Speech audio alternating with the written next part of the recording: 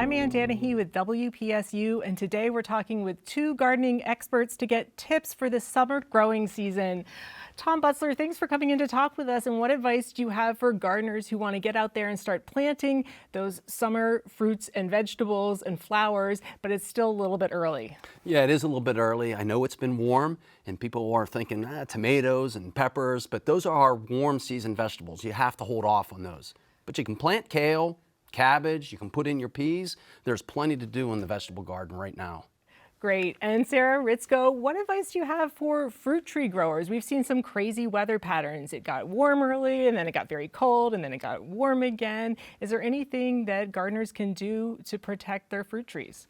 Yeah, so we'll want to watch the forecast for temperatures between 25 and 30 degrees. Within that window, we'll see death from 10% to 90% of tree fruit. So if you're a backyard gardener and you want to protect your trees, you can drape a sheet over the tree to keep the frost off.